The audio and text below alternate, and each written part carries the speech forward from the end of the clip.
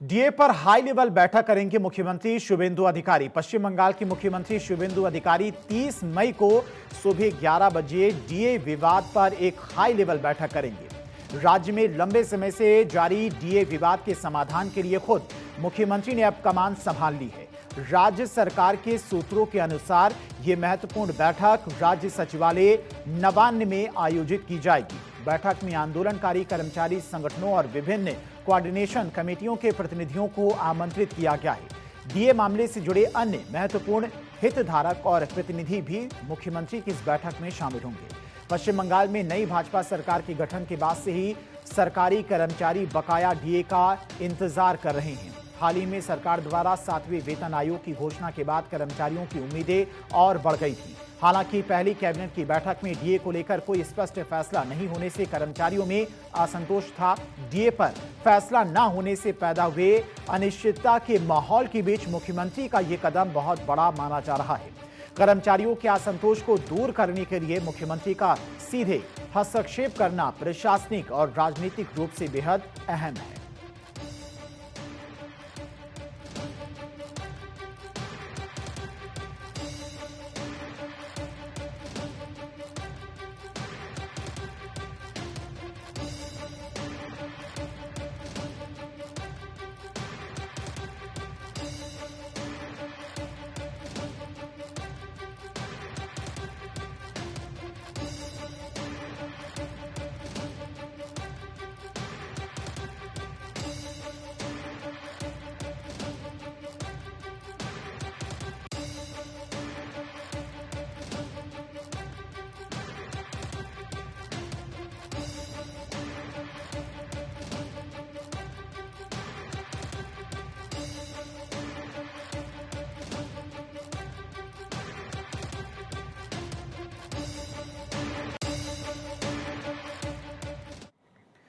Punjab CM मान की कल कैबिनेट की बैठक। पंजाब निकाय चुनाव के नतीजों के बाद सीएम मान की पहली कैबिनेट बैठक। मीटिंग में कई अहम फैसलों की उम्मीद। निकाय चुनाव के परिणाम सामने आने के बाद मुख्यमंत्री भगवंत मान ने शनिवार को मंत्रिमंडल की बैठक बुलाई है।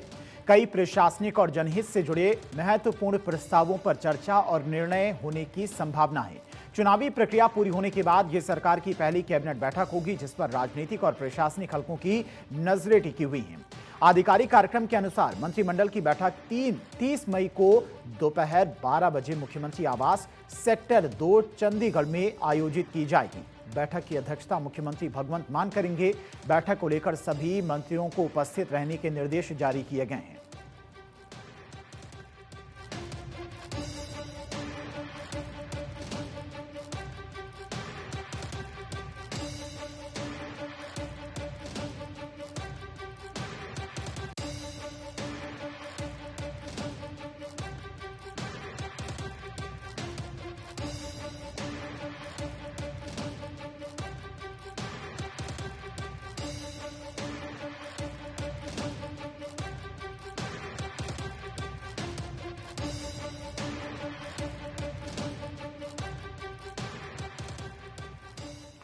मांडविया 3 दिन के मेघालय दौरे पर। केंद्रीय खेल मंत्री मनसुख मांडविया 3 दिन के मेघालय दौरे पर रहेंगे। वे 39वें नेशनल गेम्स 2027 की तैयारियों का जायजा लेंगे। 30 मई को शिलांग में नए इंडोर स्पोर्ट्स कॉम्प्लेक्स का उद्घाटन होगा। इस कार्यक्रम में मेघालय के मुख्यमंत्री के संगमा भी मौजूद रहेंगे।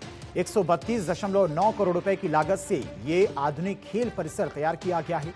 यहाँ बास्केटबॉल, बैडमिंटन और वॉलीबॉल जैसी प्रतियोगिताएं होंगी। मेघालय के साथ 39वें नेशनल गेम्स 2027 का मेजबान समझौता भी होगा। मांडविया तैयारियों को लेकर समीक्षा बैठक की अध्यक्षता करेंगे। वे उमसावली स्पोर्ट्स कॉम्प्लेक्स का निरीक्षण भी करेंगे।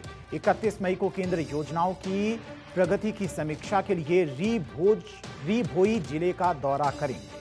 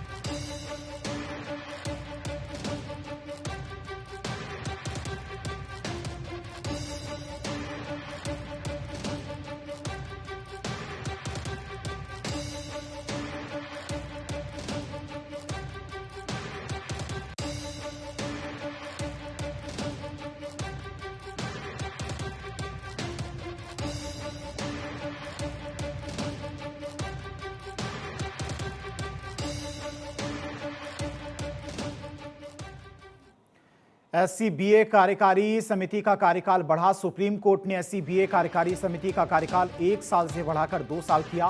सुप्रीम कोर्ट ने मतदान करने और चुनाव में खड़े होने के मानदंडों में संशोधन किया। सुप्रीम कोर्ट ने एससीबीए के चुनाव नियमों में संशोधन करते हुए कार्यकाल बढ़ाया। सुप्रीम कोर्ट ने मतदाताओं की पात्रता को सख्त किया और महिलाओं और विकलांग वकीलों के लिए आरक्षण मानदंड पेश किए। मतदाता पात्रता पर सुप्रीम कोर्ट ने व्यापक ढांचा निर्धारित किए। कहा, पिछले 2 वर्षों में सुप्रीम कोर्ट में कम से कम 50 बार पेश होने वाली महिला अधिवक्ताएं मतदान करने के लिए पात्र होंगी। दिव्यांग वकीलों को अर्हता प्राप्त करने के लिए उसी अवधि में कम से कम 5 बार उपस्थित होना आवश्यक होगा। कम से कम 75% उपस्थिति शारीरिक रूप से होनी चाहिए, जबकि केवल 25% उपस्थिति आभासी रूप से हो सकती है। वर्चुअल पेशी को सुप्रीम कोर्ट के डिजिटल पोर्टल पर अलग से रिकॉर्ड किया जाना चाहिए।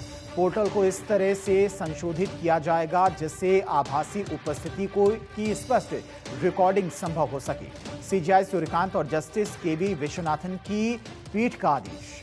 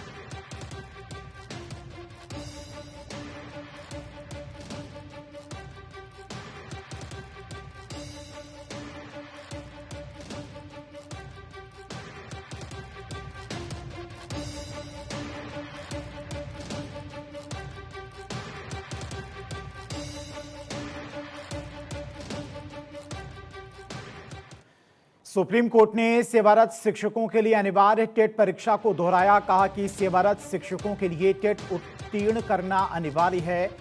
सुप्रीम कोर्ट ने सेवा में बने रहने के लिए परीक्षा उत्तीर्ण करने की समय सीमा 31 अगस्त 2028 तक बढ़ाई। जस्टिस दीपांकर दत्ता और मनमोहन की पीठ का आदेश। सुप्रीम कोर्ट ने अंजुमन इशात-ए-तालीम ट्रस्ट मामले में अदालत के पहले के फैसले को चुनौती देने वाली कई पुनर्विचार याचिका खारिज की। सुप्रीम कोर्ट ने राज्य सरकारों, शिक्षक संघों और व्यक्तिगत शिक्षकों की 65 से अधिक पुनर्विचार याचिकाओं को खारिज किया। याचिकाकर्ताओं ने अदालत के 2025 के फैसले पर पुनर्विचार की मांग की थी, जिसमें यह कहा गया था कि बच्चों के मुफ्त और अनिवार्य RTE एक्ट 2009 के लागू होने से पहले नियुक्त किए गए सेवानिवृत्ति से पहले 5 साल से अधिक समय शेष रहने वाले सेवारत शिक्षकों को 1 सितंबर 2025 से 2 साल की टेट परीक्षा उत्तीर्ण करनी होगी।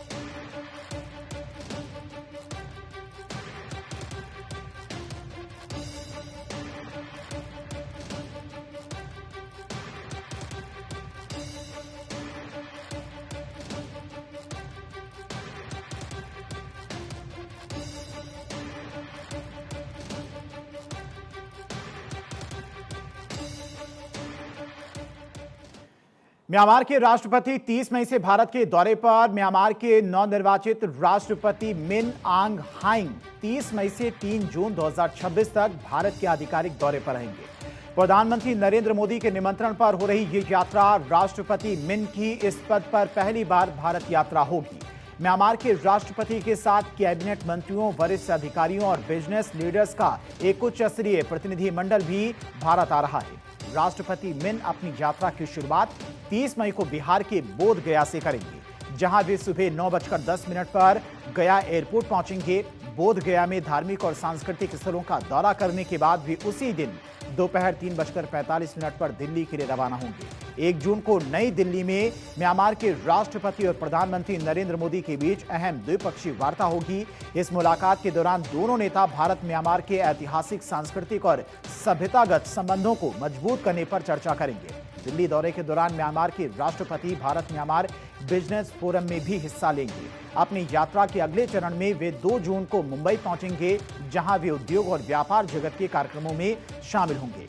मुंबई में विभिन्न औद्योगिक स्थलों का दौरा करने के बाद 3 जून को उनका ये 4 दिवसीय भारत दौरा समाप्त होगा।